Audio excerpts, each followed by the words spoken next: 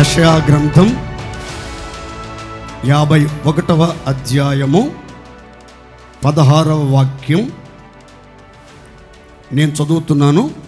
నీ నోట నా మాటలు ఉంచి నా చేతి నీడలో నిన్ను కప్పియున్నాను.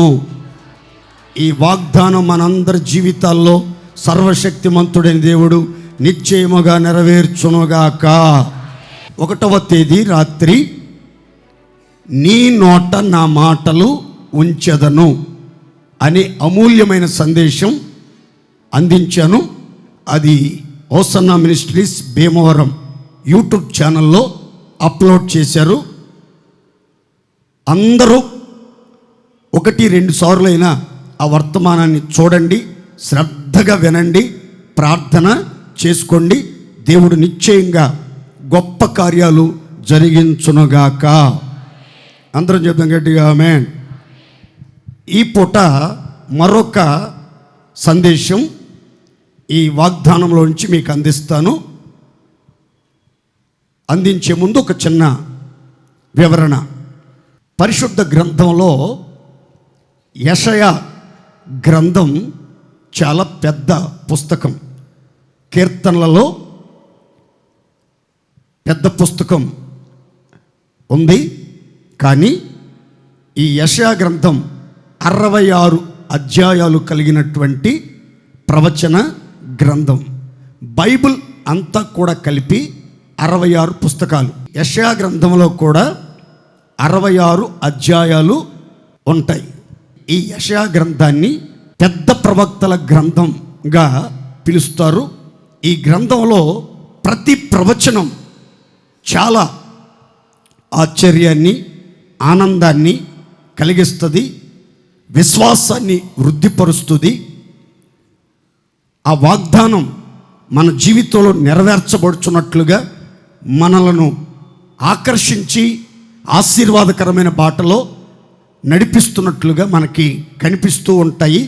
ప్రతి మాట, ప్రతి వాక్కు, ప్రతి వాగ్దానం కూడా యేసుక్రీస్తు యొక్క పుట్టుకను గురించి, ఆయన యొక్క మరణాన్ని గురించి, ఆయన పొందబోయే శ్రమలను గురించి, ఆయన పునరుద్ధానాన్ని గురించి, ఆయన రహస్య రాకడను గురించి, ఆయన బహిరంగ రాకడను గురించి, నిత్య తీర్పును గురించి అద్భుతమైనటువంటి సత్యాలు, ఆశ్చర్యాన్ని కలిగించే వాస్తవికమైనటువంటి మాటలు ఈ ప్రవచన గ్రంథంలో రాయబడటం గమనార్హం. అయితే ఈ పూట మనం ధ్యానించుచున్నటువంటి వాగ్దానం, నా చేతి నీడలో నిన్ను కప్పి ఉన్నాను.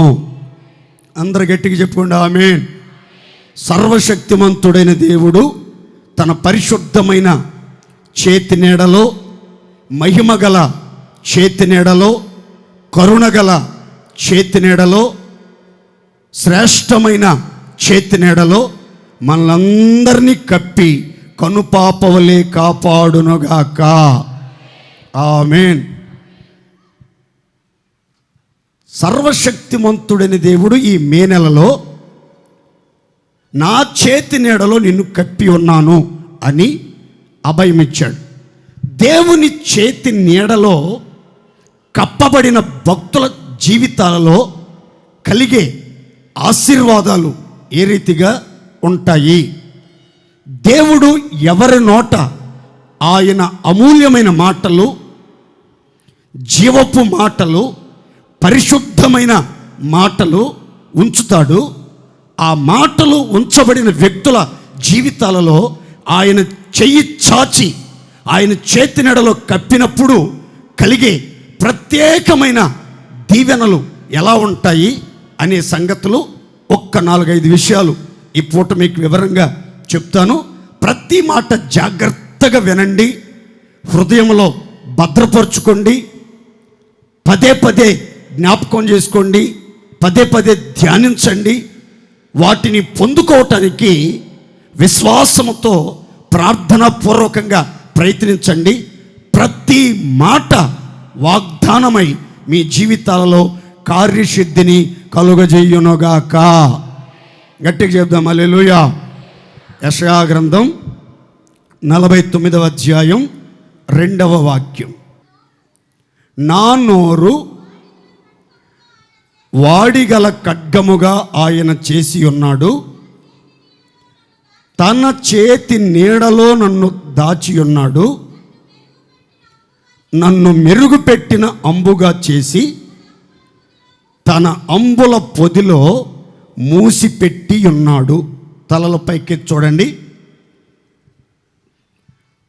ఆయన నా నోరు వాడిగల ఖడ్గముగా చేసి ఉన్నాడు, తన చేతి నీడలో నన్ను దాచి ఉన్నాడు, నన్ను మెరుగుపెట్టిన అంబుగా చేసి, మెరుగుపెట్టిన బాణముగా చేసి తన అంబుల పొదిలో భద్రము చేసి ఉన్నాడు. తన అంబుల పొదిలో నన్ను దాచిపెట్టి ఉన్నాడు అనే మాటలు ఇక్కడ రాయబడ్డాయి. దేవుడు ఈ మాసంలో మనతో చెప్తున్నాడు, మీ నోట నా మాటలు ఉంచుతాను అని.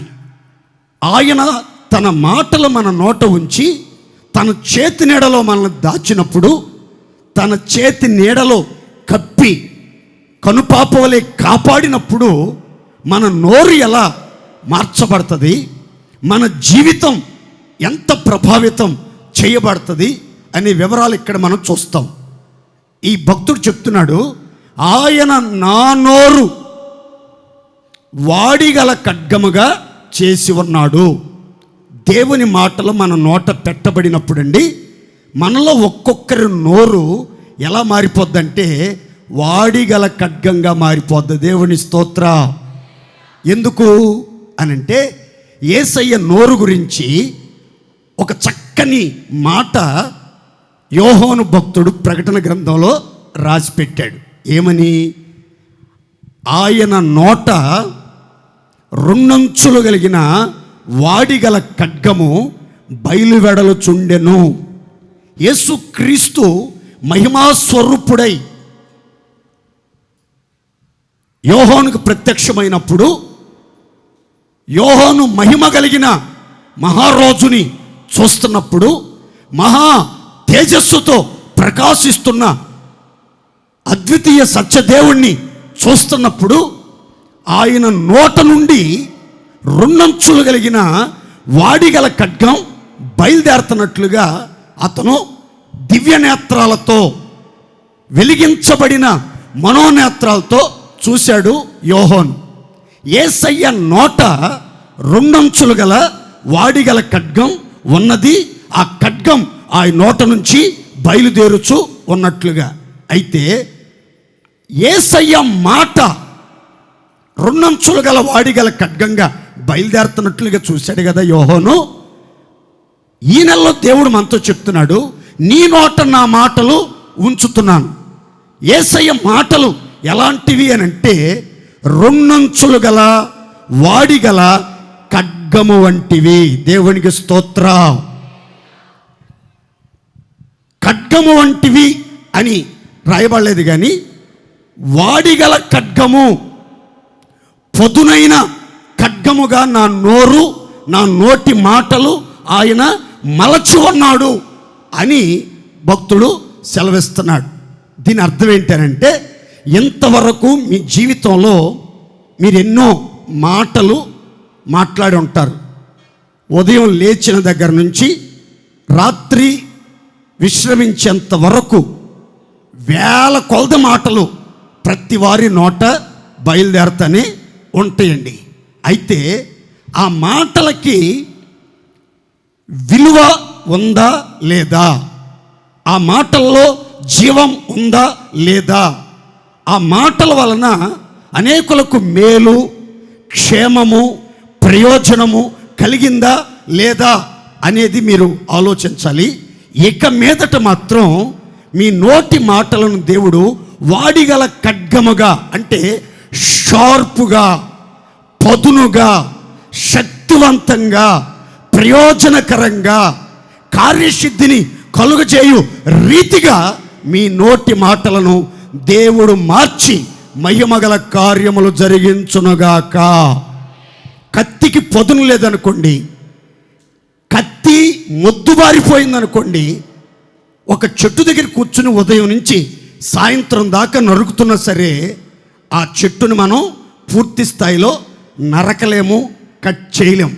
కానీ ఈ కత్తి షార్పుగా ఉందనుకోండి, బాగా పదునుగా ఉందనుకోండి, ఆ చెట్టుని కట్ చేసేవాడు, చెట్టుని నరికేవాడు, చెట్టుని కత్తిరించే వ్యక్తి బలహీనుడైనా వట్టివాడైనా ఏ శక్తి సామర్థ్యం లేనివాడైనా ఆ చేతిలో మాత్రం బలమైన ఖడ్గం, వాడిగలిగిన ఖడ్గం ఉంది గనక ఆ చెట్టుని చాలా సులువుగా కత్తిరించగలుగుతాడు.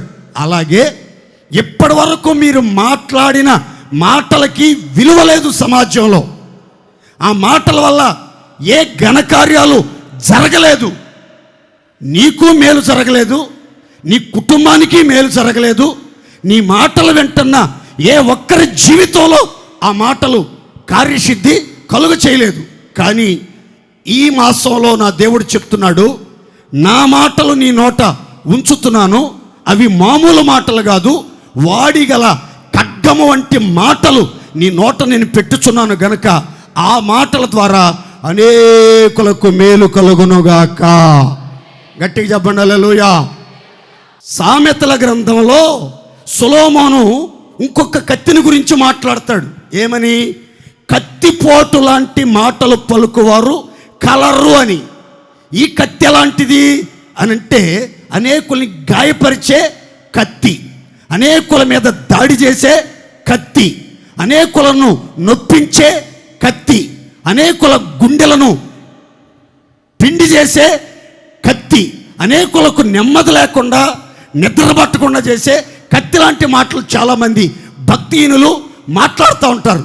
కానీ మన నోట మాత్రం ప్రయోజనకరమైన మాటలు, వినువారికి మేలు కలుగునట్లు క్షేమాభివృద్ధికరమైన మాటలు, అలసిన వాణిని ఓరడించే మాటలు, బలపరిచే మాటలు, బ్రతికించే మాటలు, ధైర్యపరిచే మాటలు, ఇంపైన మాటలు, ఆరోగ్యకరమైన మాటలు వచ్చేటట్లుగా మీ నోరు ఇది మొదలుకొని వాడిగల ఖడ్గముగా మార్చబడి అనేకులకు ఆశీర్వాదకరముగా ఉండునుగాక. గట్టిగా చెప్పుకోండి ఆమేన్. బైబిల్లో నాకు నచ్చిన ఒక మాట చెప్తాను చూడండి. యెహోషువ కత్తి వాడి చేత అమాలేకు రాజును అతని జనులను గెలిచెను. ఒక రాజుని గెలిచాడు, ఒక రాజ్యాన్ని గెలిచాడు, ఒక జాతి ప్రజలను గెలుచుకున్నాడు. ఎలా అనంటే కత్తి వాడి చేత అని బైబిల్ గ్రంథం చెప్తుంది. మనం సమాజంలో అనేక మంది వ్యక్తులను గెలుచుకోవాలి, అనేకుల హృదయాలను గెలుచుకోవాలి, అనేక కుటుంబాలని గెలుచుకోవాలి. వాళ్ళు మూర్ఖులు కావచ్చు, దేవుని భయం లేని వాళ్ళు కావచ్చు, ఆత్మీయులను హతమార్చే వాళ్ళు కావచ్చు, దేవుని బిడ్డలను దూషించి ద్వేషించి తిరగబడి గాయపరిచి ఎంతో నష్టాన్ని నాశనాన్ని కలిగించే వ్యక్తులు కావచ్చు. కానీ వాళ్ళు ఎలాంటి వాళ్ళైనా, ఎలాంటి మనస్తత్వం కలిగిన వాళ్ళైనా సరే అందరినీ, ఎలాంటి స్థితిలో ఉన్నటువంటి వ్యక్తులైనా మనం గెలుచుకోవాలి. అంటే దీని అర్థం ఏంటంటే సంపాదించుకోవాలి. సంపాదించుకోవాలంటే మన నోరు ఎలా ఉండాలంటే వాడిగల కత్తిగా మారాలి. దేవుని స్తోత్ర. ఏ కత్తిగా మారాలి? వాడిగల కత్తిగా మారితే ఎవరిని పోగొట్టుకోరు మీరు, ఎవరిని దూరం చేసుకోరు మీరు, ఎవరికి బాధను కలిగించరు, అందరినీ సంపాదించుకుంటారు, అందరినీ చేర్చుకోగలుగుతారు, అందరికీ దగ్గర కాగలుగుతారు. ఇంతవరకు మీ జీవితంలో మీ మాటల ద్వారా, మీ తోటాల వంటి మాటల ద్వారా ఎంతోమంది దూరం అయిపోయి ఉంటారు. ఎంతోమంది గాయాల పోలై, హాస్పిటల్ పోలై, అనారోగ్యం పోలై, మానసిక ఒత్తిళ్లకు లోనైపోయి ఉంటారు. కానీ ఇక మీదట మీలో ఒక్కొక్కరి నోటిని నా దేవుడు వాడిగల ఖడ్గముగా చేసి అనేకులను గెలుచుకునే కృప, సంపాదించుకునే కృప, అనేకులకు దగ్గరగా చేయబడే కృప, అనేకులతో సమాధానంగా జీవించే కృప నాకు, మీకు, మనందరికీ దేవుడు ఈ మే నెలలో అనుగ్రహించునుగాక. గట్టిగా చెప్పండి ఆమేన్. మన నోరు ఎలా చేయబోతున్నాడు దేవుడు చెప్పాలి గట్టిగా. వాడి అంటే పదును. వాడి అంటే అర్థం ఏంటది? పదును. ఆ పదునుంటే మీ జీవితంలో ఎలాంటి కార్యాలు జరుగుతాయో ఒక్క మాట ఒక భక్తుడి చరిత్రలో నుంచి చెప్పాలని ఆశిస్తున్నాను. ఆ మాట చదువుకుందాం. చూడండి, యెషయా గ్రంథం 41:15-16 వాక్యాలు. కక్కులు పెట్టబడి పదును కలిగిన క్రొత్తదైన నురిపిడి మ్రానుగా నిన్ను నియమించి ఉన్నాను. నీవు పర్వతములను నూర్చుదువు, వాటిని పొడి చేయుదువు, కొండలను పట్టువలే చేయుదువు. నీవు వాటి కోసం వెతకగా గాలి వాటిని ఎత్తుకుని పోవును, సుడిగాలి వాటిని చెదరగొట్టును. నీవు యెహోవాని బట్టి సంతోషించుదువుగాక. చప్పట్లు కొట్టి దేవుడు మహిమపడతాం గట్టిగా. ఈ వాగ్దానం ఎవరి జీవితంలో దేవుడు చేశాడు, ఆ వాగ్దాన ఫలితం అతని జీవితం ఎంత ఆశీర్వాదకరంగా మార్చబడింది అనే వివరాలు చెప్తున్నాను చూడండి. అతను స్వల్ప జనమైన యాకోబు, పురుగు వంటి యాకోబు. ఒకప్పుడు యాకోబు జీవితం ఒక పురుగులాగా ఉందండి. పురుగు అంటే నిందించబడిన జీవితం, తృణీకరించబడిన జీవితం, అసహ్యమైన జీవితం, అనేకులను బాధ పెట్టే జీవితం, అనేకులను మోసగించిన జీవితం. తన పొట్ట కోసం ఎంతోమందిని బాధించి, ఎంతోమందికి అసహ్యతను కలిగించి, ఎంతోమందికి దురద పుట్టించి, ఎంతోమందిని మోసగించినటువంటి చరిత్ర యాకోబు చరిత్ర. పురుగును చూడండి. ఫర్ ఎగ్జాంపుల్ గొంగల పురుగుని తీసుకోండి. ఆ గొంగల పురుగు చూడటానికి చాలా అసహ్యంగా ఉంటుంది. దాని ఒళ్ళంతా బొచ్చు బొచ్చుగా ఉంటుంది, నూగుగా ఉంటుంది, అది గుచ్చుకున్నట్టుగా ఉంటుంది. అది ప్రాకినప్పుడు ఒళ్ళంతా దద్దురొచ్చేస్తుంది. దాన్ని చూస్తేనే మనకి అదొక ఇరిటేషన్, అదొక రకమైనటువంటి అసహ్యత కలుగుతూ ఉంటుంది. అది చెట్ల బెరడు, చెట్ల ఆకులు, మన్ను తింటా ఉంటుంది. చాలా దయనీయమైన స్థితి. ఆ గొంగల పురుగుని ఎవరు ప్రేమించరు, ఎవరు పెంచుకోరు, ఎవరు పోషించరు, ఎవరు మెడ మీద ఎక్కించుకుని, లేకపోతే గుండెల మీద ఎక్కించుకుని, లేకపోతే పొట్ట మీద కూర్చోబెట్టుకుని అబ్బా నువ్వంటే నాకు ఇష్టం, నువ్వంటే నాకు ప్రాణం అని ఎవరు దాన్ని ఫీల్ అవ్వరు. అయితే అలాంటి పురుగు వంటి జీవితం, అసహ్యమైన, తృణీకరించబడిన, నిరాకరించబడిన, నిందించబడిన అల్పమైనటువంటి స్థితిలో అందరి ప్రేమానురాగాలకు దూరమై, సహాయ సహకారాలకు దూరమై, భయం గుప్పిట్లో బానిసగా బ్రతుకుతున్న యాకోబుతో దేవుడు అంటున్నాడు, ఓ పురుగు, అందరి చేత అసహ్యించబడి, తృణీకరించబడి, నిందించబడిన యాకోబు, నేను నీ జీవితాన్ని విప్లవాత్మకంగా మార్చబోతున్నాను. ఎలా? కక్కులు పెట్టబడి క్రొత్తదైన నురిపిడి మ్రానుగా నిన్ను నియమించుచున్నాను. నీవెక మీదట పర్వతాలను నూరుస్తావు, కొండలను పొట్టులాగా చేస్తావు, వాటన్నిటిని పిండి పిండిగా చేస్తావు.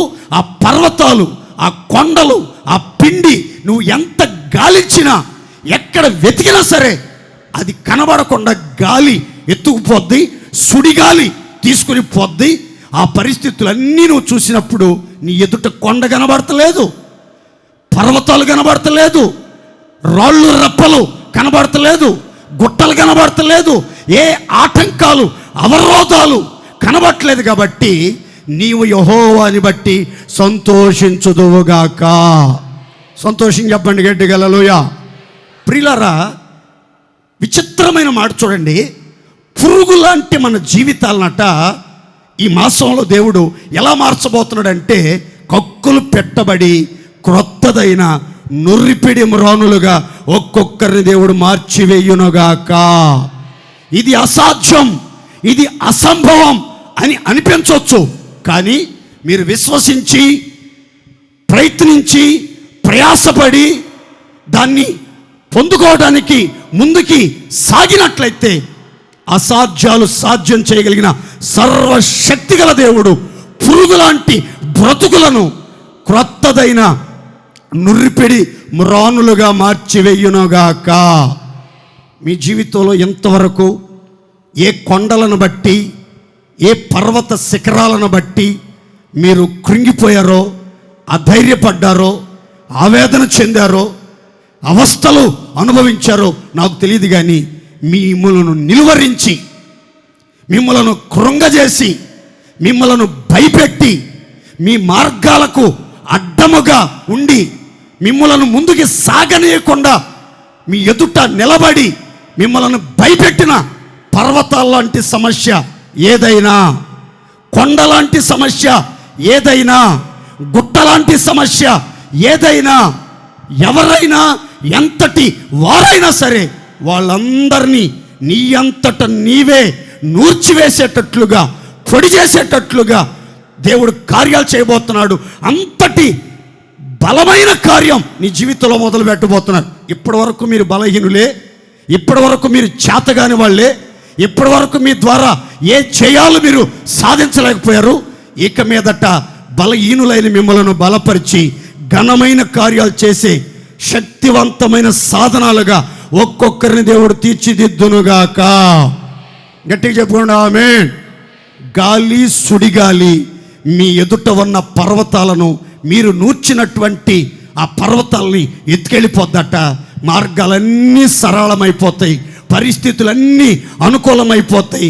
నువ్వు వెళ్ళాల్సిన గమ్యానికి నువ్వు చేరుకుంటావు, నువ్వు ఆశించిన ప్రతిఫలాన్ని నువ్వు అనుభవిస్తావు. అలాంటి గొప్ప కార్యం ఈ మే నెలలో ఒక్కొక్కరి జీవితంలో నా దేవుడు నిలిచి, ఒక్కొక్కరి నోరు వాడిగల ఖడ్గముగా కక్కులు పెట్టబడి క్రొత్తదైన నురిపిడి మ్రానుగా మలచి మహిమగల కార్యాలు మీ ద్వారా, మీ నోటి మాటల ద్వారా జరిగించి మిమ్మల్ని అందరినీ సంతోషభరితులుగా మార్చునుగాక. గట్టిగా చెప్దామండి ఆమేన్. మరో చక్కని మాట అక్కడ రాసి ఉంది. ఆయన చేతి నీడలో నన్ను దాచి ఉన్నాడు, నన్ను మెరుగు పెట్టిన అంబుగా చేసి తన అంబుల పొదిలో మూసిపెట్టాడు. చూడండి, దేవుని యొక్క చేతి నీడలో ఈ మే నెలలో దేవుడు మనలందరినీ దాచి కాచి కనుపాపవలే కాపాడునుగాక. విశ్వాసంతో గట్టిగా మేము చెప్పుకోండి. ఆయన చేతి నీడలో మిమ్మలను, మీ పిల్లల్ని, మీకు కలిగిన సమస్తాన్ని దాచి కాచి కనుపాపవలే కాపాడునుగాక. ఆ చేతి నీడలోకి ఎవరైతే వస్తారో, ఆ బలిష్టమైన చేతి నీడలోనికి, ఆ పరిశుద్ధమైన చేతి నీడలోనికి, ఆ కరుణా హస్తపు నీడలోనికి ఎవరైతే వస్తారో వాళ్ళ జీవితంలో జరిగే కార్యం ఏంటంటే, వాళ్ళల్లో ఒక్కొక్కరినట మెరుగు పెట్టిన అంబుగా, బాణముగా దేవుడు తీర్చిదిద్దునుగాక. మెరుగు పెట్టడం అనేది మగవాళ్ళకి పెద్దగా తెలియకపోవచ్చు, కానీ ఆడవాళ్ళకి బాగా పరిచయమైన మాట మెరుగు పెట్టడం. ఎందుకనంటే బంగారు ఆభరణాలు, వెండి వస్తువులు ఎక్కువగా 2 సంవత్సరాలకు ఒకసారి, సంవత్సరానికి ఒకసారి శుభకార్యాలప్పుడు ఏం చేస్తారంటే వాటిని బంగారు షాపుకు తీసుకెళ్ళి మెరుగు పెట్టిస్తారు. ఏం పెట్టిస్తారండి? మెరుగు పెట్టించడం అంటే ఏంటి? రుద్దిస్తారు, వాటిని బాగా తోమిస్తారు. తళతళ తళతళ తళతళ మెరిసేటట్లుగా వాటి మీద ఉన్న మస్టు మలినం అంతా తొలగిపోయి అవి కాంతివంతంగా తళతళ తళతళ తళతళ మెరిసేటట్లుగా వాటిల్లో ఉన్నటువంటి కాంతి, వాటిల్లో ఉన్నటువంటి ప్రకాశత బయటకు వచ్చేటట్లుగా మెరుగు పెట్టిస్తారు. అలాగే ఈ మే నెలలోనట దేవుడు తన చేతి నీడలో మనం దాచి మనందరినీ ఏం చేయబోతున్నాడంటే మెరుగు పెట్టబోతున్నాడు. అందరు చెప్పండి గట్టిగా, ఏం పెట్టబోతున్నాడు? ఒక్కొక్కరిని వెచ్చలవిడిగా తోమబోతున్నాడు. దేవుని స్తోత్రం కలుగునుగాక. ఏం చేయబోతున్నాడు? తోముడే తోముడు. ఈ నెలంతా తోముడే తోముడు. ఆ మురికిపోయేదాకా, ఆ మస్టు తొలగేదాకా, ఆయన ఆశించిన కాంతి, ఆయన ముఖం కవళికలు, ఆయన ముఖ వర్చస్సు మనలో కనిపించేదాకా మనలో ఒక్కొక్కరిని బాగా తోమునుగాక. గట్టిగా చెప్పండి హల్లెలూయా. కొందరు బతుకులు మందిరానికి వచ్చినా, దేవుని చేతి నీడలోకి వచ్చినా పైకి మాత్రం మెరుగు పెట్టబడినట్లుగా ఉంటారు, లోపల మాత్రం పురుగు పట్టినట్టుగా ఉంటారు. ఎట్లా ఉంటారు? పైకి మెరుగు, లోపల పురుగు. అర్థం కలదా? పైకి మెరుగు, లోపల పురుగు అన్నట్టుగా కొందరు జీవితాలు కనబడుతూ ఉంటాయి. కానీ ఈ నెలలో లోపల బయట మెరుగు పెట్టి మనలో ఉన్న మస్టంతా, తుప్పంతా వదిలించి వెయ్యునుగాక. గట్టిగా చెప్దాం హల్లెలూయా. ఒక్కసారి డస్ట్ పట్టిందంటే ఆ డస్ట్ మీద ఇంకా డస్ట్ మీద డస్ట్, ఒక్కసారి తుప్పు పట్టిందంటే ఆ వస్తువు యొక్క రూపం, దాని యొక్క నాణ్యతను కోల్పోయేటట్లుగా ఆ యొక్క డస్ట్ అనేది పనిచేస్తూ ఉంటుంది. అలాగే ఆత్మీయుల జీవితాలలో అనుదిన దినచర్యలో రకరకాల డస్ట్, దుమ్ము, ధూళి, బలహీనతలు, భక్తిహీనతలు, అవిధేయతలు, పొరపాట్లు జరుగుతూ ఉంటాయి. వీటి వలన మన ఆత్మీయ జీవితం ప్రకాశించగలిగినంత స్థాయిలో ప్రకాశించలేనటువంటి పరిస్థితులు ఏర్పడుతూ ఉంటాయి. దేవుని నామం మన ద్వారా మహిమపరచబడగలిగినంతగా మహిమపరచబడలేనటువంటి పరిస్థితి. కానీ ఈ నెలలో ప్రభు మనలో ఒక్కొక్కరి మీద శ్రద్ధ తీసుకుని బాధ్యత వహించి మనకు మెరుగుపెట్టి మనందరినీ మెరుగుపెట్టిన అంబుగా, పదును కలిగిన ఆయుధంగా చేసుకొని ఆయన అంబుల పొదిలోని మూసిపెట్టి తగిన సమయంలో ప్రయోగించునుగాక. అందరం సంతోషం చెప్దాం గట్టిగా హల్లెలూయా. నేను నమ్ముతున్నాను మనలో ప్రతి ఒక్కరిని ఈ నెలంతా ఇది మొదలుకొని ప్రతిరోజు క్షణ క్షణం ఆయన చేతి నీడలో దాచిపెడతాడు. మనకు ఒక్కొక్కరికి మెరుగుపెట్టి ఆయన అంబుల పొదిలో మనందరినీ భద్రంగా దాచుకొనుగాక. గట్టిగా చెప్దాం హల్లెలూయా, హల్లెలూయా. మరొక మాట చదువుకుందాం చూడండి. మొదట చెప్పాను, చేతి నీడలో కప్పి ఉన్నాను, చేతి నీడలో దాచి ఉన్నాను. చేతి నీడలో దాచబడితే ఒకటి నోరు వాడిగల ఖడ్గంగా ఉంటుంది, రెండవది మెరుగు పెట్టిన అంబుగా చేసి తన అంబుల పొదిలో మనందరినీ భద్రంగా కాపాడతాడని. ప్రకటన గ్రంథం 7వ అధ్యాయం 14-15 వాక్యాలు, ఆ తర్వాత 17వ వాక్యం చదువుకుందాం. అందుకు నేను, అయ్యా నీకే తెలియననగా అతడు ఎలాగు నాతో చెప్పెను, వీరు మహాశ్రమలలో నుండి వచ్చిన వారు గొర్రెపిల్ల రక్తములో తమ వస్త్రములను ఉదుగుకొని వాటిని తెలుపు చేసుకున్నారు. అందువలన వారు దేవుని సింహాసనము ఎదుట ఉండి రాత్రింబగళ్ళు ఆయన్ను సేవించుచూ ఉన్నారు. సింహాసనాసీనుడైన వాడు తానే తన గుడారమును వారి మీద కప్పునుగాక. 17వ వాక్యం, ఎలయనగా సింహాసనం మధ్యమందుండు గొర్రెపిల్ల వారికి కాపరి అయి ఉండి జీవజలముల బుగ్గల యొద్దకు వారిని నడిపించును. దేవుడే వారి కన్నుల నుండి ప్రతి బాష్ప బిందువును తుడిచివేయునుగాక. అందరూ సంతోషించి చప్పట్లు కొట్టి దేవుడు మహింపడతాం గట్టిగా. యోహాను దైవ దర్శనంలో ఓ గుంపు జనాన్ని చూశాడు. వాళ్ళందరూ కూడా తెల్లని వస్త్రాలు ధరించారు. ఏ చాకలియు చలువు చేయలేనంత తెల్లని వస్త్రాలు, వెలుగు వలె దగదగా మెరయుచున్న ప్రకాశవంతమైన తెల్లని వస్త్రాలు వాళ్ళు ధరించి ఉన్నారు. అప్పుడు వారిలో ఒకడు యోహాను అడుగుతున్నాడు, ఆ తెల్లని వస్త్రాలు ధరించిన వాళ్ళు ఎవరో నీకు తెలుసా అని. అయ్యా నాకేం తెలుసయ్యా, నీకే తెలియను అంటే అప్పుడు దూత చెప్పిన మాట యోహానుతో, వాళ్ళు ఎవరో తెలుసా, మహాశ్రమలలో నుండి వచ్చినటువంటి వాళ్ళు. వాళ్ళంతా మహాశ్రమలలో వచ్చారు, మలినమైన వస్త్రాలతో వచ్చారు, మలినమైన తలంపులతో వచ్చారు, మలినమైన హృదయ స్థితిలో వచ్చారు, విధికి విరుద్ధంగా పాపం చేసి వచ్చారు.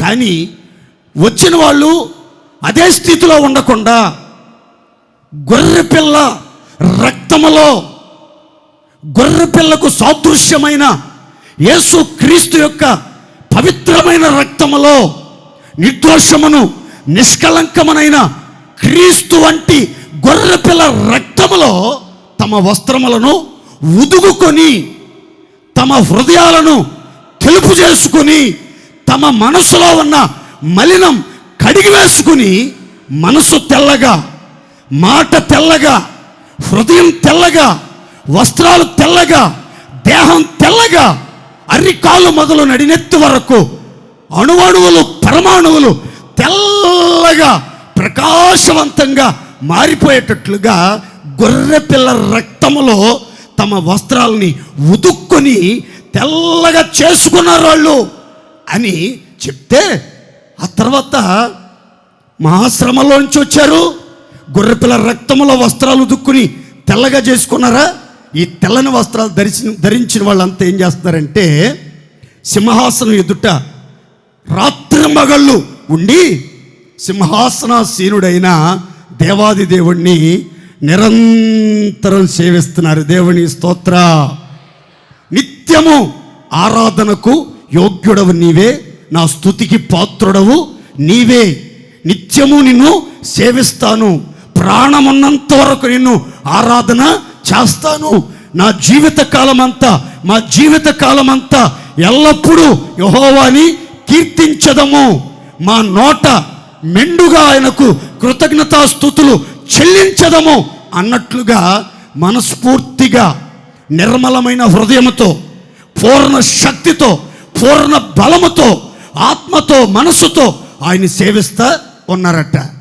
శ్రమల్లో నుంచి వచ్చిన, మహాశ్రమల్లో నుంచి వచ్చిన, మలినమైన వస్త్రాలతో వచ్చిన వాళ్ళు పరిశుద్ధపరుచుకున్నారు. ఆ తర్వాత పవిత్రమైన హృదయములో నుండి పరిశుద్ధుడైన దేవుణ్ణి నిత్యము సేవిస్తూ ఆరాధన చేస్తుంటే అక్కడ ఒక అద్భుతం జరిగిందండి. ఏంటి ఆ అద్భుతం అంటే, తెల్ల బట్టలు కట్టుకున్న వాళ్ళందరి మీద, ఆయన్ని సేవిస్తున్న వాళ్ళందరి మీద, ఆ శ్రమల్లో నుంచి దుఃఖంతో కన్నీళ్లతో వచ్చిన వాళ్ళందరి మీదట సింహాసనం మీద కూర్చున్న ఆయన ఏం చేశాడంటే ఒక గుడారం కప్పాడండి. దేవుని స్తోత్ర. సంతోషం చెప్పండి గట్టిగా. ఏం కప్పాడు? ఒక గుడారం కప్పాడు. గుడారం ఎవరి మీద అయితే కప్పబడిందో ఆ గుడారంలో ఉన్నటువంటి వాళ్ళందరికీ ఆ సింహాసనం కూర్చున్న ఆయనట కాపరిగా మారి సంరక్షకుడుగా మారి, మేపరిగా మారి ఆయన వాళ్ళని జీవజలముల బుగ్గల యొద్దకు తోడుకొని వెళ్ళి ఆ జీవజలాన్ని ఉచితంగా వారికి ఇచ్చి వాళ్ళ దాహాన్ని తీర్చి వాళ్ళ దేహాలను కడిగి శుద్ధి చేసి ఆ తర్వాత ఏం చేశాడంటే వారి కన్నుల నుండి వచ్చే ప్రతి కన్నీటి బాష్ప బిందువులను ఆయన స్వహస్తాలతో తుడిచి వాళ్ళందరినీ కౌగిలించుకొని ఓదారుస్తా ఉన్నాడట. దేవుని స్తోత్ర. గట్టిగా చెప్పండి హల్లెలూయా. ప్రియమైన దేవుని బిడ్డలారా, ఒకవేళ ఇప్పటి వరకు మీ జీవితంలో శ్రమలు, మహాశ్రమలు. ఒకప్పుడు మీరు ప్రభువుని నమ్మిన వాళ్ళే, బాప్తిసం పొందిన వాళ్ళే, మందిరంలో మహిమకరంగా పరిచర్యలో నిలిచిన వాళ్ళే. కానీ మీకు వచ్చిన శ్రమలను బట్టి, మహాశ్రమలను బట్టి, అగ్ని వంటి శ్రమలను బట్టి, నిప్పు రవ్వల వంటి శ్రమలను బట్టి, ఆరని అగ్ని వంటి శ్రమలను బట్టి, మిమ్మల్ని నిలవనీయకుండా పడద్రోసే నిందల వంటి శ్రమలను బట్టి మీరు చాలా కృంగిపోయి, అధైర్యపడి, ఆవేదన చెంది, ఒకవేళ మలినమైన స్థితిలోనికి దిగజారిపోతే ఈ పూట మరలా మీకు ఒక అవకాశం దేవుడు ఇస్తున్నాడు. మీరు ఎంత శ్రమలో ఉన్నా, ఎంత బాధలో ఉన్నా, ఏ భయములో ఉన్నా, ఏ రోగ సమస్యలో ఉన్నా దేవుని సన్నిధికి వచ్చి పశ్చాత్తాపంతో, కన్నీళ్లతో గనక ఆయన పాదాలు తడపగలిగితే ఆయన గొర్రె పిల్ల రక్తము ద్వారా మీ హృదయాన్ని, మీ మనస్సుని, మీ ఆలోచనలని, మీ ఊహలను, ఉద్దేశాలను, ప్రాణాత్మ దేహాలను పరిపూర్ణంగా కడిగి పరిశుద్ధపరుచునుగాక. అందరం చెప్దాం గట్టిగా హల్లెలూయా. మీకు చరిత్ర చెప్తాను, చూడండి జాగ్రత్తగా. అతని పేరు యెహోషువ. అతని ముందు టైటిల్ ప్రధాన యాజకుడైన యెహోషువ. ఎవరండి అతను? ప్రధాన యాజకుడైన యెహోషువ. అతని ప్రక్కన అతని మీద ఫిర్యాదు చేయటానికి సాతాను దూతగా నిలబడ్డాడు. ఈ ప్రధాన యాజకుడైన యెహోషువ మలిన వస్త్రాలు ధరించుకొని అక్కడ సింహాసనం దగ్గర నిలబడినట్లుగా, ఫిర్యాదు చేయటానికి సాతాను నిలబడినట్లుగా మనం చూస్తాం. ఈ విచిత్రమైన సన్నివేశంలో దూత సాతాను గద్దిస్తూ చెప్పిన మాట ఏంటో తెలుసా? ఈ ప్రధాన యాజకుడైన యెహోషువ అగ్నిలో నుండి తీయబడిన కొర్రవి వంటివాడు. అగ్నిలో నుండి తీయబడిన కొర్రవి వంటివాడు అంటే దీని అర్థం ఏంటంటే, ప్రధాన యాజకుడు అగ్ని వంటి శ్రమల్లో నుంచి బయటికి వచ్చాడు, అందుకే అతను మలిన వస్త్రాలతో ఉన్నాడు. అతని తల మీద ఏ కిరీటము లేదు, తల బాగా చెల్లాచెదురైపోయింది, దేహమంతా మాలిన్యంతో కప్పబడింది, వస్త్రాలన్నీ మలినమైపోయినాయి. అప్పుడు సాతాను ఫిర్యాదు చేస్తున్నాడు. ప్రధాన యాజకుడు కదా, నిత్యము ధూపం వేయాల్సినోడు, నిత్యము దీపాలు వెలిగించాల్సినోడు, నిత్యము బలులు అర్పించవలసిన వాడు ఇలా మలిన వస్త్రాలతో ఉంటాడేంటి? ఎన్ని శ్రమలు వచ్చినా కానీ, ఎన్ని శోధనలు వచ్చినా కానీ అంటే దూత చెప్తున్నాడు, ఏ సాతానా, యెహోవా నిన్ను గద్దించునుగాక, యెరూషలేమును కోరుకొనిన యెహోవా నిన్ను గద్దించునుగాక అని చెప్పి వెంటనే దూతకు ఆజ్ఞాపించి ఈ యెహోషువను తీసుకెళ్ళి అతని మలిన వస్త్రాలు తొలగించి మహిమగల వస్త్రాలు ధరింపచేయండి, ఇతని తల మీద తెల్లని పాగా ధరింపజేసి తెల్లని వస్త్రాలతో ఇతన్ని అలంకరించుకొని నా సన్నిధిని నిలబెట్టండి. దేవునికి స్తోత్రం. గట్టిగా చెప్పండి హల్లెలూయా. ఇందులో మీరు నేర్చుకోవాల్సిన ఒక చక్కని మాట, ప్రధాన యాజకులకైనా సేవకులకైనా సంఘ పెద్దలకైనా వాలంటీర్లకైనా సీనియర్ మోస్ట్ విశ్వాసులకైనా క్రొత్తగా ప్రభువు నమ్ముకొని రక్షణ బాటలో నడిపించబడుతున్న వాళ్ళకైనా శ్రమలు, మహాశ్రమలు ఆయా సమయాల్లో రావటం సహజం. ఎందుకనంటే నీతిమంతునికి కలుగు ఆపదలు ఎన్ని? ఒక్కటే, రెండే, మూడే అనుందా? అనేకం అంటే అన్లిమిటెడ్. ఎన్ని వస్తాయో తెలీదు. ఎవరికి? నీతిమంతులకి, పరిశుద్ధులకి, యాజకులకు, ప్రధాన యాజకులకు, స్థిరమైన విశ్వాసులకు, సీనియర్ మోస్ట్ విశ్వాసులకు, భక్తి కలిగిన విశ్వాసులకు, ప్రార్థనాపరులైన విశ్వాసులకు, వాక్యానుసారంగా నడిపించబడే విశ్వాసులకు ఎన్నో శోధనలు, ఎన్నో శ్రమలు రావచ్చు. ఆ శ్రమలలో నోటి మాటలతో ఒకవేళ వాళ్ళు మలినమైపోవచ్చు, వాళ్ళ మనసు ఒకవేళ మలినమైపోవచ్చు, వాళ్ళ హృదయం ఒకవేళ మలినం అయిపోవచ్చు. కానీ దేవుడు పరిశుద్ధపరిచి క్షమించిన తర్వాత ఆ వ్యక్తి అంగీకరించబడతాడు. ఆ వ్యక్తి దేవుని ఆశీర్వాదాలకు వారసుడుగా మార్చబడతాడు. దేవుని స్తోత్ర. గట్టిగా చెప్పండి హల్లెలూయా. ఇందులో మీకు ఒక మాట చెప్తాను, గుర్తుపెట్టుకోండి, ఎప్పటికీ మర్చిపోబాకండి. మీరు చచ్చిపోయేదాకా మర్చిపోబాకండి. మీకంటే నేనే ముందు పోతాను కాబట్టి మీరు చచ్చిపోయేదాకా గుర్తుపెట్టుకోండి. ఏంటి ఆ మాట అంటే, దేవుడు ఒక వ్యక్తిని క్షమిస్తే అతడు ప్రధాన యాజకుడైనా పెద్దయినా సీనియర్ విశ్వాసులైనా ఒక వ్యక్తిని దేవుడు క్షమిస్తే, దేవుడు అతని పాపాలు పరిహరిస్తే, దేవుడు ఆయన చేతిలో పట్టుకుని ఘనత నిమిత్తమైన పాత్రగా వాడుకోవటం మొదలు పెడితే, మనము కూడా ఆ వ్యక్తుల్ని, ఒకవేళ మీకు ఏదైనా బాధ కలిగితే, మీకు కంటబడినట్లుగా ఏదైనా ఆ వ్యక్తులు ఏదైనా బలహీనత ఉంటే మీరు కూడా క్షమించాలి. ఎందుకంటే దేవుడు క్షమించాడు గనక మనం కూడా క్షమింపబద్ధులమై ఉన్నాం. దేవుని స్తోత్ర. అలా క్షమించకపోతే చాలా భయంకరమైన ప్రతికూలత ఏర్పడే ప్రమాదం ఉంది. ఎలాగో చెప్తాను చూడండి. ఓ చిన్న మాట. అహీతోపెలు అని ఒక వ్యక్తి ఆలోచన చెప్తే అది దేవుని ఆలోచన అయి ఉన్నట్లుగా దావీదు నమ్మాడు, అబ్షాలోం నమ్మాడు, యాజకులు నమ్మారు, ఆనాటి మంత్రివర్గ మండలి అంతా నమ్మారు, దేశమంతా నమ్మేవాళ్ళు.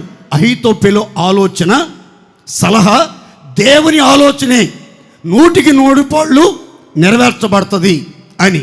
అయితే ఈ అహీతోపెలు దావీదు దగ్గర మంత్రిగా, సలహాదారుడుగా, చక్కని ఆలోచనకర్తగా ఉంటూ దావీదుకి మంచి స్నేహితుడుగా ఉన్నట్టు నటిస్తున్న బద్ధ శత్రువు. ఎందుకు అహీతోపెలు దావీదు మీద శత్రుత్వం పెట్టుకుని పైకి మంచిగా ఉన్నట్లు, అనుకూలంగా ఉన్నట్లు, అతనికి పక్షంగా ఉన్నట్లుగా నటిస్తున్నాడు అని అంటే, ఇక్కడ చిన్న మాట చెప్తాను చూడండి. బెత్షెబా, ఊరియా భార్య బెత్షెబా ఉంది కదండి. ఆ బెత్షెబా ఎవరంటే అహీతోపెలు మనవరాలు, అహీతోపెలు యొక్క మనవరాలు. అహీతోపెలు మనసులో ఉన్న బాధ ఏంటో తెలుసా? ఈ దావీదు అనేవాడు నా మనవరాలి జీవితం పాడు చేశాడు, నా మనవరాలి భర్తని ఎంతో దైవభక్తి కలిగిన వాడు, దేశభక్తి కలిగిన వాడు, రాజభక్తి కలిగిన వాడు, యుద్ధవీరుడైనటువంటి వ్యక్తిని అతి దారుణంగా హత్య చేయించాడు, పచ్చని కాపురములో నిప్పులు పోశాడు, ఎంతో ప్రేమగా చూసుకుంటున్నటువంటి నా మనవరాలి భర్తను చంపించి ఆమె జీవితం అల్లరిపోలు చేసి, అవమానపోలు చేసి నాశనం చేసేశాడు. అహీతోపెలు వయసు, దావీదు వయసు ఒక రకంగా చెప్పాలంటే దగ్గర, కానీ చాలా తక్కువ వయసు కలిగినటువంటి అమ్మాయి జీవితం నాశనం చేయటమే కాకుండా వాళ్ళ భర్తను చంపడమే కాకుండా అందరి మధ్యలో అల్లరిపాలు చేశాడు. అప్పుడు అందరూ తెలిసినా కానీ తెలియనట్లుగా ఉన్నారు.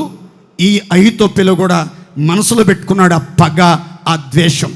అయితే దావీదు ఆ సంగతి విషయమై ప్రవక్తల ద్వారా హెచ్చరించబడినప్పుడు పశ్చాత్తాపపడి కన్నీరు గార్చి 51వ కీర్తన రాశాడు.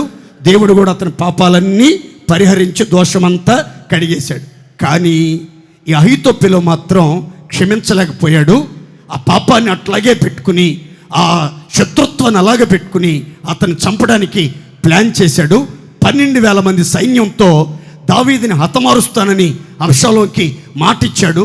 కానీ దేవుని సన్నిధిలో దావీదు ప్రార్థన చేశాడు. కొండ మీదకి వెళ్ళి, దేవా, అహీతోపెలు ఆలోచన చెడగొట్టండి, అహీతోపెలుని చంపమని కానీ, అహీతోపెలుని నేను చంపడానికి నాకు అవకాశం ఇవ్వమని కానీ, లేకపోతే అహీతోపెలుని చంపేయమని సైన్యాధిపతులకు సెలవిచ్చినట్లు కానీ బైబిల్లో రాయబడలేదు. కానీ అహీతోపెలు ఆలోచన చెడగొట్టు అని మాత్రమే ప్రార్థన చేశాడు.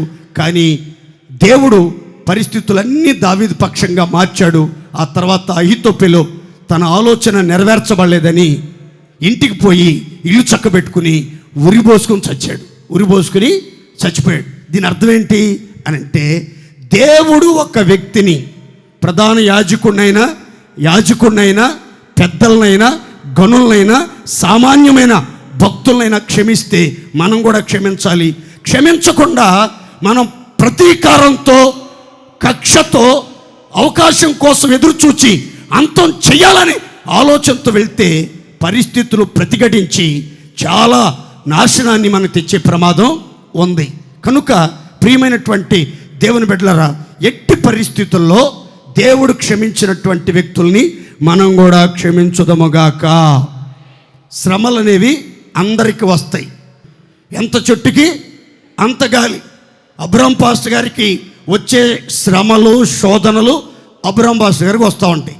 వెస్లీ గారికి వచ్చే సెగ, వెస్లీ గారికి తగిలే పొగ ఆయనకి తగులుతూ ఉంటుంది. యేసుదాస్ పాస్టర్ గారికి వచ్చే సెగ పొగ తగులుతూ ఉంటుంది. తెల్లబట్టలు వేసుకుని మంచిగా రెడీ అయ్యి సంతోషంగా కళకళలాడుతున్నట్లుగా కనబడిన గుండెల్లో మాకుండే బాధలు, మాకుండే వేదన మాకు ఉంటుంది.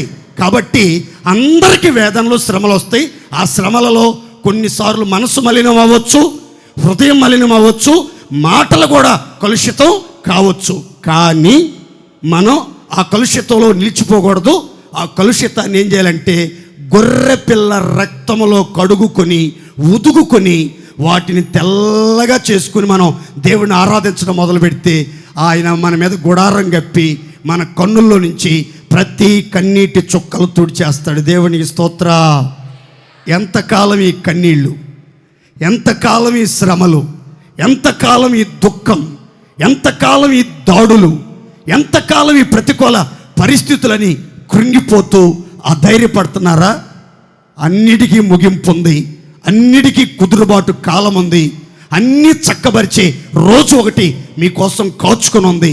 మంచి రోజులు ఖచ్చితంగా రాబోతున్నాయి. సింహాసనాసీనుడు తనను సేవించే భక్తుల మీద గుడారం కప్పబోతున్నాడు. ఆ పర్ణశాలలో దాచబోతున్నాడు. ఆయన ఒక్కొక్కరిని స్పర్శించి దర్శించి అంగలార్పును నాట్యంగా మార్చి కన్నీరంతా తుడిచివేసి దుఃఖాన్ని సంతోషముగా మార్చునుగాక. నేను నమ్ముతున్నాను ఈ మే నెలలో ఎంతమంది గుండెల నిండా ఆవేదనతో కళ్ళ నిండా కన్నీళ్లతో బాధపడుతున్నారో వాళ్ళ జీవితాల్లో దేవుని హస్తం చాపబడుతుంది. ఆయన చేతి నీడలో నిన్ను కప్పటమే కాదు, ఆ చెయ్యి చాచి మీ కన్నీరంతా తుడిచివెయ్యునుగాక. ఏ శ్రమలను బట్టి, ఆపదలను బట్టి, అవమానాలను బట్టి, అల్లర్లను బట్టి, అనారోగ్యాన్ని బట్టి, అప్పు సమస్యలను బట్టి మీరు కన్నీరు మున్నీరుగా విలపిస్తూ ఉన్నారో, మరింత సంకటపడుతూ దుఃఖారావం చేయించు ఏడవటానికి శక్తి లేక మూలుగుతా ఉన్నారో, మీ మూలుగులు నిట్టూర్పులు వెంటాడు. మీ దుఃఖాలన్నీ ఆయనకు తెలుసు, మీ హింసంతా ఆయనకు తెలుసు, మీ బాధంతా ఆయన చూస్తున్నాడు. ఈ నెలలో సింహాసనాసీనుడు మీ మీద గుడారం కప్పుతాడు. ఆయనే మీ కాపరిగా ఉండి మిమ్మల్ని జీవజలపు బొగ్గల దగ్గరికి తోడుకుని వెళ్తాడు. ఆ జీవజలపు బొగ్గ దగ్గర మీ కన్నుల నుండి ప్రతి కన్నీరు తుడిచివెయ్యునుగాక. గట్టిగా చెప్పండి ఆమేన్. అన్నలాగా సంతానం లేదని కన్నీరు గారుస్తూ అంగలారుస్తూ ఉంటే దేవుని మందిరంలోకి వచ్చారు కదా, ఈ మందిరంలో మీ మనవి ఆయన వింటున్నాడు, మీ కన్నీళ్ళు ఆయన చూస్తున్నాడు. ఖచ్చితంగా నీ హృదయవాంఛ తీర్చబడేటట్లు గర్భం తెరవబడి చక్కని గర్భఫలం అనుగ్రహించబడునుగాక. మరణకరమైన రోగముతో గోడ తట్టు తిరిగి కన్నీరు విడిచాడు ఓ రాజు. ఆ రాజు కన్నీళ్లు చూచిన పరమాత్ముడు చెప్పాడు, నీ కన్నీళ్లు చూచాను, నీ ప్రార్థన విన్నాను, నీకు 15 సంవత్సరాల ఆయుష్ పొడిగిస్తున్నాను, నేను నీ రోగాన్ని బాగు చేస్తున్నాను. దేవునికి స్తోత్ర. మరణకరమైన రోగంతో ఉండి కన్నీరు గారుస్తున్నావా? చెప్పుకోలేని రోగంతో కన్నీళ్లు గారుస్తున్నావా? అశాంతితో ఆవేదనతో నిండిన హృదయంతో కన్నీళ్లు కారుస్తున్నావా?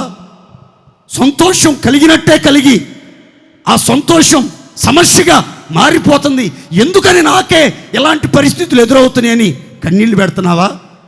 ఈరోజు ఖచ్చితంగా చెప్తున్నాను, కన్నీళ్లకు కారణం ఏదైనా కావచ్చు.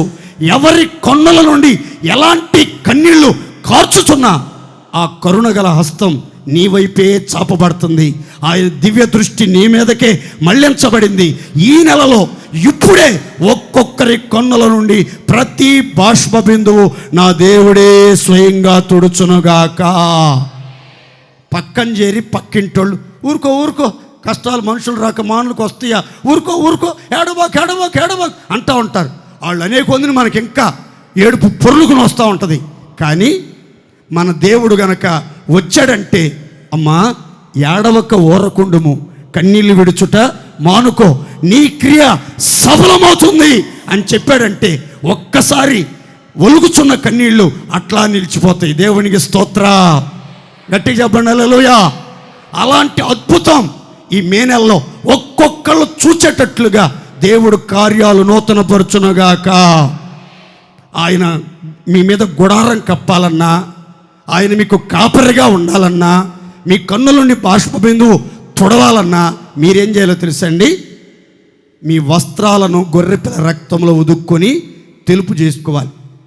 నా మాటనండి, దేవుని మాట చొప్పున మిమ్మల్ని మీరు పరిశుద్ధపరచుకోవటానికి పూర్తిగా ఆయనకు అప్పగించుకుని మీ మనస్సులో, మీ హృదయంలో, మీ జీవితంలో ఉన్న ప్రతి మలినమైన తలంపు, ఆలోచన, కల్మషం, కపటం, దోషం అంతా ఒప్పుకొని విడిచిపెట్టండి. మిమ్మల్ని మీరు సమర్థించుకోబాకండి, పాపాన్ని కప్పుకోబాకండి, ఒప్పుకుని విడిచిపెట్టండి. మీ పాప దోషములను పరిహరించి మీ వస్త్రాన్ని, మీ హృదయాన్ని, మీ జీవితాన్ని, మీ తలంపులను దేవుడు తెల్లగా మార్చివేయునుగాక. ప్రధాన యాజకుడి మలిన వస్త్రాలు తొలగించారు. మహిమ వస్త్రాలతో పాటు తెల్లని పాగా తల మీద పెట్టాడు. తల అంటే ఆలోచనలకు కేంద్రం. మీ తలంపులు తెల్లగా పరిశుద్ధంగా మారిపోవాలన్నా, మీ హృదయం అనే వస్త్రం తెల్లగా పరిశుద్ధంగా మారిపోవాలన్నా, మీ మలినమంతా కడగబడి శుద్ధీకరించబడాలన్నా దేవుని సన్నిధికి వచ్చి ఆయన రక్తములో మన వస్త్రాలు ఉతుక్కుంటే ఖచ్చితంగా సింహాసనాసీనుడు ఆయన గుడారాన్ని మీ మీద కప్పుతాడు. మీ కన్నీళ్ళు నాట్యముగా మార్చబడునుగాక. గట్టిగా చెప్పండి హల్లెలూయా. రెండో మాట అది. మూడో మాట కూడా చెప్తాను చూడండి. మూడో మాట, అత్త కోడల మధ్యలో సంభాషణ.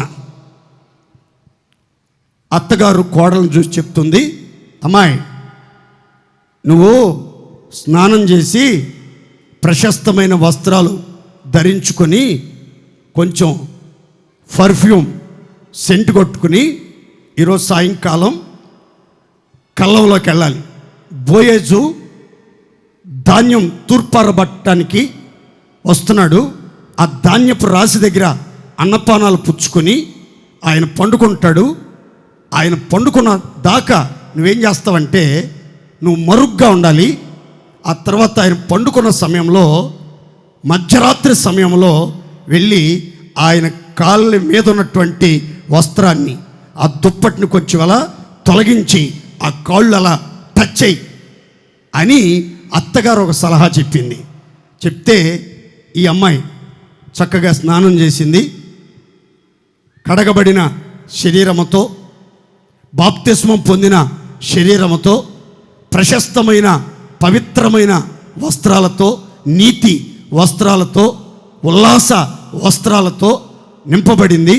ఆ తర్వాత తైలం రాసుకొని, పరిశుద్ధాత్మ తైలం, ఆనంద తైలం పూసుకొని చాలా జాగ్రత్తగా అత్త మాటకు పూర్తి స్థాయిలో విధేయత చూపి బోయేజు కళ్ళం దగ్గరికి వెళ్ళింది.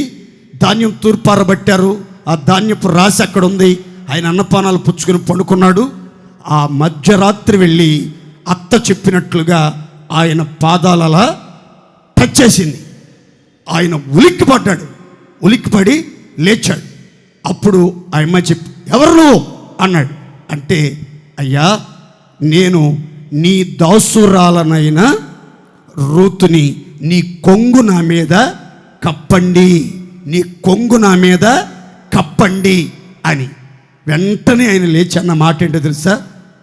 నీవు యెహోవా చేత దీవించబడుదువుగాక, భయపడకు, నీవు చెప్పినదంతా నేను చేయబోతున్నాను. దేవునికి స్తోత్ర. ఈ వాక్యములో మీకు ఒక అద్భుతమైన సత్యం చెప్తాను, జాగ్రత్తగా వినండి. బోయేజు అనే మాటకు అర్థం ఏంటంటే బలవంతుడు అని ఒక అర్థం, రెండవ అర్థం విమోచకుడు. రెండవ అర్థం ఏంటదండి? మొదటి అర్థం ఏంటది? బలం. ఎందుకు మీకు ఇంకా గుర్తుంటుందని చెప్తాను చూడండి. సొలొమోను కట్టిన మందిరంలో 2 పెద్ద స్తంభాలు ఉంటాయి. ఆ 2 స్తంభాలు పేర్లు ఏంటంటే యాకీను, బోయేజు. యాకీను, బోయేజు. యాకీను అంటే స్థిరమైనది అని అర్థం, బోయేజు అంటే బలమైనది అని అర్థం. బోయేజు అంటే బలమైన. ఇక్కడ బోయేజు అనే వ్యక్తి దగ్గరికి కళ్ళంలోనికి వెళ్ళింది. అతడు పండుకొని మధ్యరాత్రి వరకు మౌనంగా మరుగై ఉంది. ఆ తర్వాత అక్కడికి వెళ్ళినట్లుగా మనం గమనిస్తాం. బోయేజు అనే మాటకి బలవంతుడు, విమోచకుడు అని అర్థం. ఈ బోయేజు ప్రభు అయిన యేసుక్రీస్తు వారికి సాదృశ్యంగా మనకి కనబడుతున్నాడు. దేవుని స్తోత్ర. యేసుక్రీస్తు వారి దగ్గరికి వెళ్ళి, అయ్యా నీ కొంగు నా మీద కప్పండి, నీ పై వస్త్రం నా మీద కప్పండి, నా జీవిత సమస్యలకు పరిష్కారం, నా అవమానాలకు పరిష్కారం, నా మోడుబారిన జీవితం చిగురించేటట్లుగా, నా మారా జీవితం మధురముగా మార్చబడేటట్లుగా, ఏ ఆధారం లేని నాకు ఆధారం కలిగేటట్లుగా ఒక చక్కని మార్గం చూపించండి అనేదానికి గుర్తుగా మీ కొంగు కప్పండి బాబోయ్ అని మనం చెప్పాలి. అంటే దాని ముందు మనం ఏం చేయాలంటే స్నానం చేయాలి, బట్టలు ధరించుకోవాలి, ఆ తర్వాత తైలం రాసుకోవాలి. చాలామంది యేసుక్రీస్తు కళ్ళంలోనికి అంటే సంఘంలోకి వస్తున్నారు, జీవము కలిగిన దేవుని మందిరానికి వస్తున్నారు, ఆయన పాదాలను సమీపిస్తున్నారు, తాకుతున్నారు, మంచిది. కానీ బాప్తిసం పొందావా? ఎంతకాలం నుంచి ప్రభువు నమ్ముకున్నావు, బైబిల్ కొనుక్కున్నావు, పాటలు పాడుతున్నావు, సాక్ష్యాలు చెప్తున్నావు, కానుకలు ఇస్తున్నావు, అందరికీ పేజీలాడ్ అంటున్నావు, అంత బాగా ఉంది. బాప్తిసం తీసుకున్నావా? ఇంకా అప్పుడే కాదులేండి, ఇంకా నేను నిలబడతానో లేదో నాకే అర్థం కావట్లేదు. కొంతమంది యవనస్తులు ఉజ్జీవంగా హుషారుగా తీసుకుని మరలా పడిపోతున్నారు, లోకంలో పడిపోతున్నారు, అంత భక్తిలో నిలబడట్లేదు. అందుకనే చూస్తున్నా నిలబడతానో లేదో అని. మీరు జీవితాంతం పండు ముసలోళ్ళు అయిపోయేదాకా నిలబడతానో లేదో అనుకున్న కొలది మీరు పొరపాటున నిలబడలేరు. దేవుని స్తోత్రం చెప్పండి గట్టిగా. ఎవరు నిలబడలేరు. మనం నిలబెట్టేవాడు మనం ఆరాధించే దేవుడే. దేవుని స్తోత్ర. నిలబెట్టుటకు సమర్థుడు ఆయన. కాబట్టి ఆయన మీద విశ్వాసం ఉంచి ఆయన్ను ధరించుకోవటానికి మనం బాప్తిసం పొందాలి, మన పాపాలు కడిగి వేసుకోవాలి. బాప్తిస్మం పొందటానికి వాయిదాలు వేయకూడదు. బాప్తిస్మం అనేది 2 ఉద్దేశాలు. ఒకటి, పాపాలు కడిగి వేసుకుని పవిత్రమైన మంచి మనస్సాక్షితో జీవించడం. 2, బాప్తిసం పొందినవాడు, క్రీస్తులోనికి బాప్తిసం పొందిన వాళ్ళు విశ్వాసం ద్వారా క్రీస్తును ధరించుకొని క్రీస్తు కుమారులుగా, దేవుని కుమార్తెలుగా మార్చబడుదురుగాక. 2 కోణాలు. బాప్తిసం అంటే పాపాలు కడిగి వేసుకోవటం, మనసులో ఉన్న పాపాలని కడిగి వేసుకోవటం, శరీరంతో చేసిన పాపాలు కడిగి వేసుకోవటం, జన్మ కర్మ పాపాలు కడిగి వేసుకునేది బాప్తిస్మం. 2వది క్రీస్తును ధరించుకోవటం. క్రీస్తు నందున్న వానికి ఏ శిక్ష విధియు లేదు అని రాయబడినట్లుగా నిత్య శిక్షను, నిత్య నరకాన్ని తప్పించుకోవటానికి మనం బాప్తిసం పొంది తీరాలి. దేవునికి స్తోత్ర. దీన్నే నీటి బాప్తిస్మము అంటారు, నీటి స్నానము అని కూడా అంటారు. కాబట్టి ప్రియులారా, తప్పనిసరిగా ప్రభువును రక్షకుడుగా అంగీకరించి ఈ ఆత్మ సంబంధమైన మార్గాలలో యాత్ర మొదలుపెట్టిన ఒక్కొక్కరు బాప్తిస్మం పొందుదురుగాక. ఆ తర్వాత వస్త్రాలను ధరించాలి. వస్త్రం లేకుండా విందుశాలలోనికి అడుగు పెట్టకూడదు. అడుగు పెట్టకూడదు. వస్త్రం ధరించుకోకుండా పెండ్లి విందులోనికి మనం అడుగు పెట్టినా సరే, విందు ఆరగించే లోపే విందు ప్రధాని వస్తాడు, పెండ్లి కుమారుడు వస్తాడు. హలో స్నేహితుడా, ఓ మై డియర్ ఫ్రెండ్, నీకు పెండ్లి వస్త్రం ఇచ్చాం కదా, అద్దరించుకోకుండా ఈ విందులోకి ఎట్లా వచ్చావు అంటే మీరు నోరు ఎల్లకెళ్ళ పెట్టుకున్నట్లే చూస్తారు. వీడి కాళ్ళు చేతులు కట్టేసి వెలపటి చీకట్లో దోసేయండి. వీడికి విధేయత లేదు, వీడికి వస్త్రాలు ఇచ్చాం కానీ ధరించుకోకుండా వచ్చాడు అని చెప్పి ఆ వెలపటి చీకట్లో తోసేసే ప్రమాదం ఉంది. కాబట్టి పెండ్లి వస్త్రం ధరించి ఈ విందులోనికి అంటే బల్లలో పాలు పంపులు పొందాలి. మూడవది తైలం రాసుకోవాలి. ఏం రాసుకోవాలి? నోదే చెప్పాలి గట్టిగా. తైలం రాసుకోవటం అంటే ఏంటి? ఆ తైలం అంటే ఆనంద తైలం. దేవుని స్తోత్ర. ఏ తైలం అండి? ఆనంద తైలం, అభిషేక తైలం, పరిశుద్ధాత్మ నింపుదల మనం పొందాలి. ఆ తర్వాత మనం మరుగై ఉండాలి సంఘంలో. ఆ తర్వాత కల్లానికి వచ్చి ఆయన పాదాలు ముట్టాలి, ఆయన కొంగు కప్పమని ప్రాధేయపడి అడగాలి. ఎలా? నేను నీ దాసురాలను, నేను నీ దాసుడను, నీవు నాకు సమీప బంధువుడవు. దేవుని స్తోత్ర. మనం ఎప్పుడైతే బాప్తిసం పొందామో, ఎప్పుడైతే పెండ్లి వస్త్రం ధరించామో, ఎప్పుడైతే తైలం రాసుకున్నామో, అప్పుడు యేసయ్య మనకేమవుతాడంటే సమీప బంధువుడు అయిపోతాడు. ఏమైపోతాడు? మనమేమో ఆయన దాసులం అయిపోతాం, ఆయనేమో మనకు సమీప బంధువుడు అవుతాడు. ఎప్పుడైతే మనకు సమీప బంధువుడు అవుతాడో మనం ఆయనకు దాసోహం అయిపోతామో, ఆయన పాద దాసీలముగా, పాద దాసురాండ్రముగా మార్చబడతామో.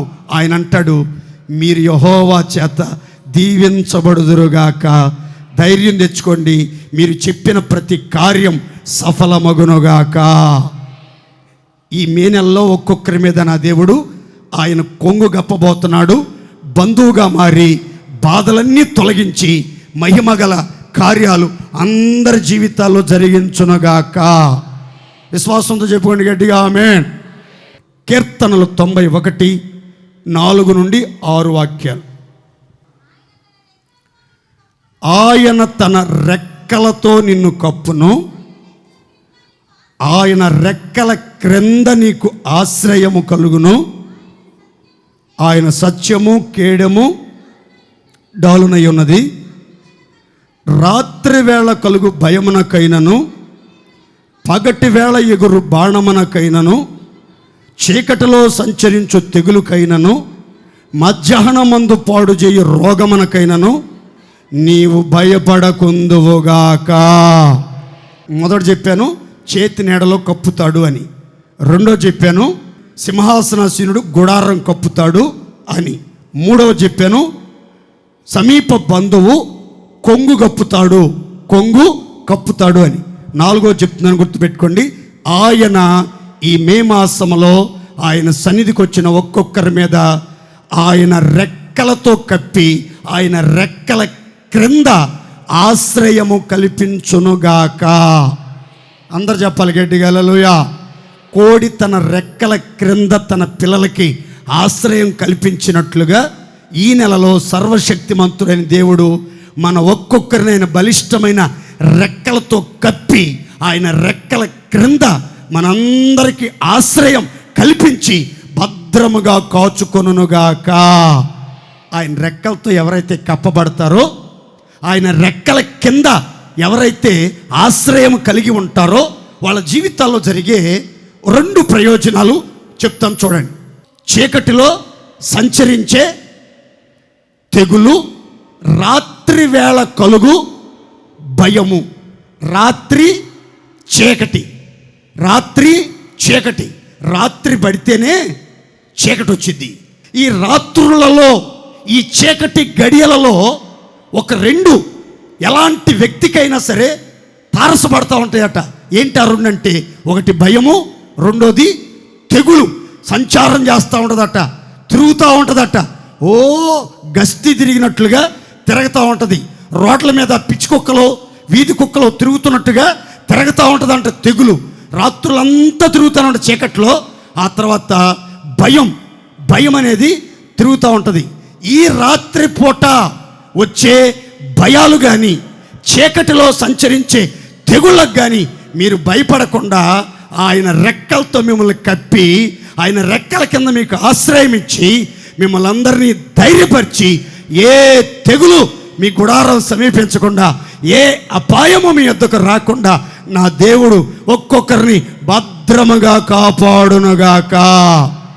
ఏ తెగులుకి మీరు భయపడవాకండి, ఏ తెగులుకి మీరు భయపడొద్దు, ఏ భయానికి మీరు భయపడొద్దు.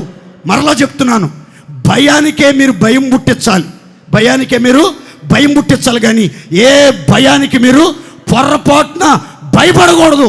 ఎందుకనంటే బైబిల్ చెప్తుంది, భయపడుట వలన మనుషులకు ఉరి వచ్చును. ఏమొచ్చిందంట? ఉరి వచ్చే ప్రమాదం, ప్రాణాలు పోతాయి.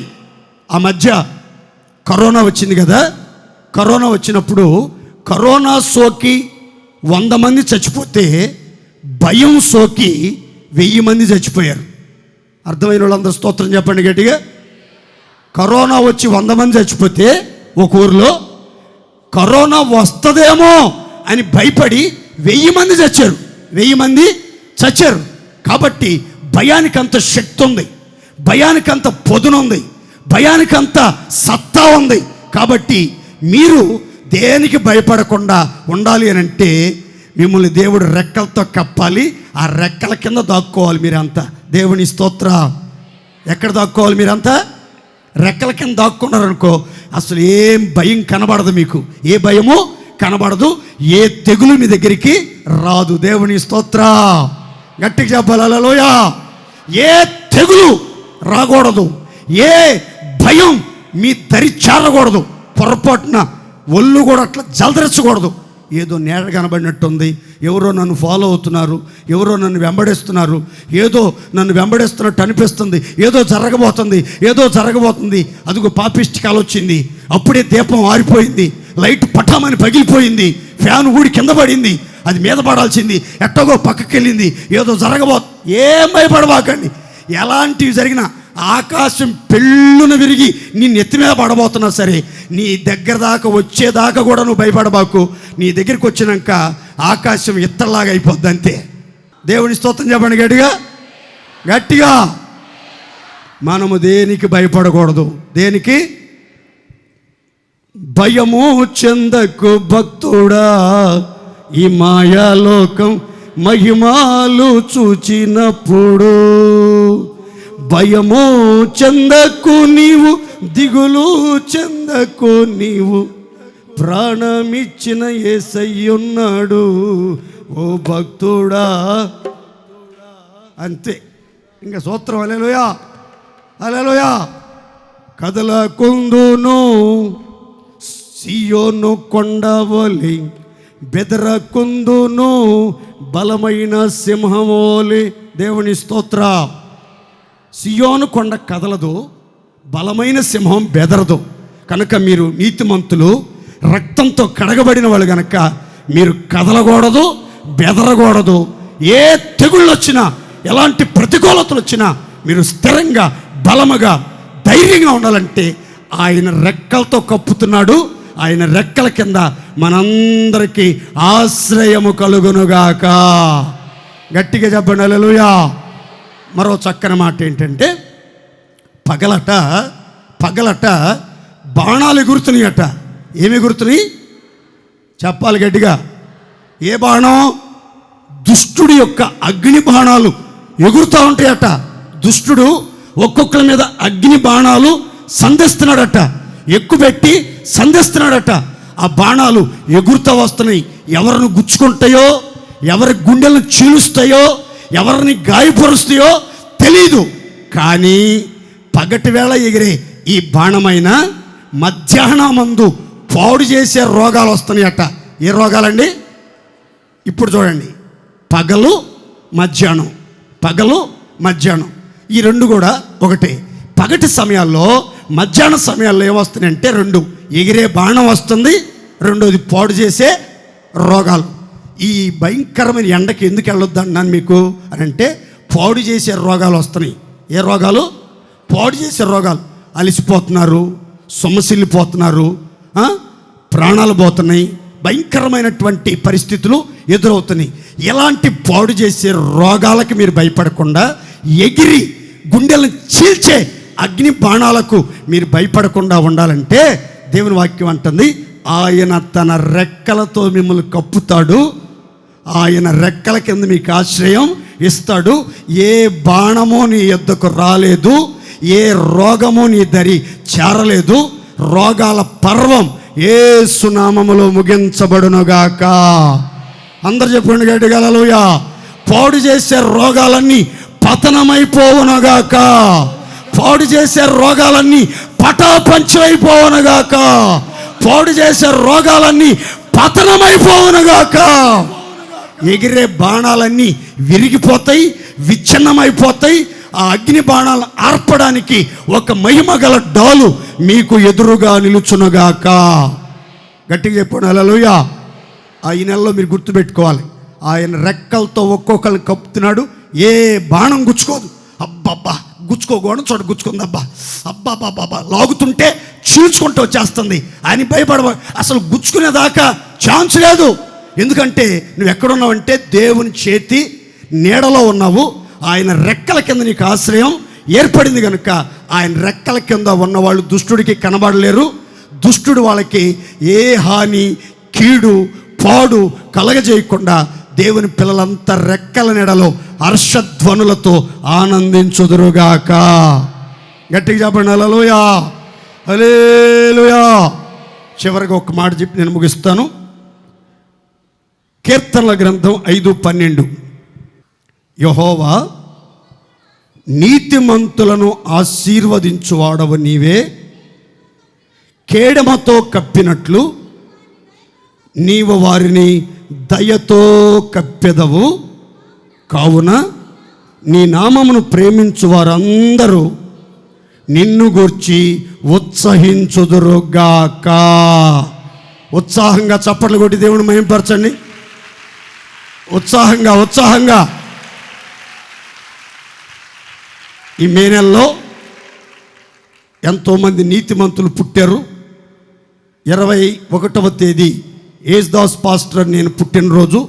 23వ తేదీ జాన్ వెస్లీ గారని రాజమండ్రి వారు పుట్టినరోజు. 31వ తేదీ అబ్రహాం పాస్టర్ గారు గోరంట్ల పుట్టినరోజు. ఇలా మీలో చాలామంది గొప్ప గొప్పోళ్ళు పుట్టినరోజులు ఉన్నాయి. కాబట్టి ఈ మే నెలలో నీతిమంతులందరినీ నా దేవుడు ఆశీర్వదించునుగాక. ఆయన నామాన్ని ప్రేమించే వాళ్ళందరూ ఉత్సాహ ధ్వనులు చేయుదురుగాక. ఇందులో మీకు ఒక మాట చెప్పి నేను ముగిస్తాను. అదేంటంటే, కేడెముతో కప్పినట్లు నీతిమంతులను ఆయన నామమును ప్రేమించు వారిని దేవుడు దయతో కప్పునుగాక. దేవుని దయా, దాక్షిణ్యం, కరుణ, కటాక్షం ఒక కవర్లాగా మీ చుట్టూ ఒక కవచంలాగా మిమ్మల్ని కమ్ముకొని ఉంటుంది. దేవుని దయా కిరీటంలో, దేవుని దయా వాత్సల్యము కింద మీరు, మీ కుటుంబాలు, మీరు మీకు కలిగిన సమస్తం భద్రంగా కాపాడబడుదురుగాక. మన దేవుని గురించి బైబిల్ అంటుంది, ఆయన కోపం క్షణం మాత్రమే ఉంటుంది, ఆయన దయ. ఇట్లాంటి మాటలు భలే చెప్తారు కదా మీరు. నాకు అందుకే మీరంటే ఇష్టం. ఆయన దయ ఎంతకాలం ఉంటుందంట? ఆయుష్కాలం అంతా ఉంటుందట. దేవుని స్తోత్ర. ఆయుష్కాలం అంతా, మన ఆయుష్కాల దినములన్నిట ఆయన దయతో మనలను కప్పి కాపాడునుగాక. గట్టిగా చెప్దాం హల్లెలూయా. ఆయన దయతో ఎవరు కప్పబడతారో వాళ్ళకి కలిగే ఒక చిన్న మాట చెప్పి నేను ముగిస్తాను. జాగ్రత్తగా వినండి. ఈ వాచ్ 25,000 ఎవరో కానుకిచ్చారు నాకు. ఈ వాచ్ నిజంగా మీకు ఇచ్చేస్తా. ఇప్పుడు నేను అడిగే ప్రశ్నకి మీరు సమాధానం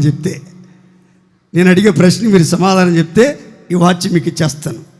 మరలా మీరు వెళ్ళేటప్పుడు ఇచ్చేద్దరు. మళ్ళా అదేంటంటే, 100 రోజులు పరిపాలన చేసిన యోధారాజు పేరు చెప్పండి. 100 రోజులు ఖచ్చితంగా. 3 నెలల 10 రోజులే పరిపాలన చేశాడు. 18 సంవత్సరాల వయసులో రాజు అయ్యాడు. ఖచ్చితంగా 100 రోజులే సింహాసనం మీద కూర్చున్నాడు. ఆ తర్వాత జైలుకి వెళ్ళిపోయాడు. 38 సంవత్సరాలు జైల్లో ఉన్నాడు. కాటాకోడు, లోటా సాంబార్. 38 సంవత్సరాలు జైల్లో ఉన్నాడు. 100 రోజులు పరిపాలన చేశాను. రాజు పేరు చెప్పండి. యెహోయాకీను. మీకంటే నేను ముందు చెప్పా. దేవుడి స్తోత్రం హల్లెలూయా. ఏం పేరు? యెహోయాకీను. 100 రోజుల్లోనే అయ్యగారి పదవి ఊడిపోవటానికి, రాజ్యం తొలగిపోవటానికి, శత్రువులు దండెత్తి రావటానికి, జైలు పోలవటానికి కారణం ఏంటంటే బైబిల్ చెప్తుంది, యెహోయాకీను అనబడే ఇతను తన తండ్రి నడిచిన చెడు నడతలు నడిచను దేవుని దృష్టిలో అని.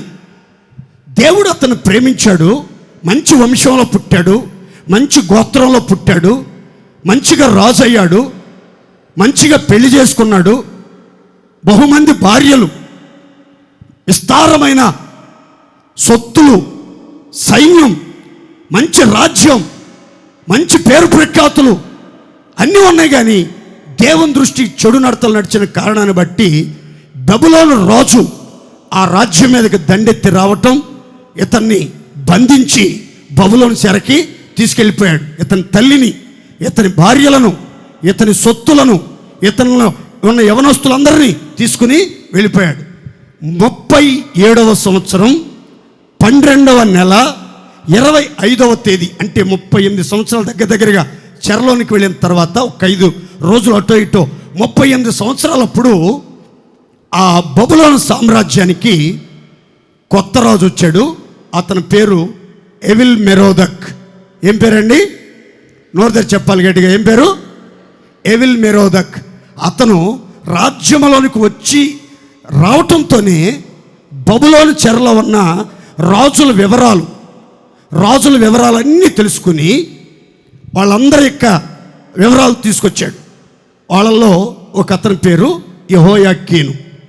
ఇతని గురించి బైబిల్ చెప్తుంది, ఆ రాజట అతన్ని పిలిపించి అతని మీద దయ చూపి అతనితో దయగా మాట్లాడి, బబులోనులో చెరలో ఉన్న రాజులందరికీ సింహాసనాలు ఉన్నాయంటండి.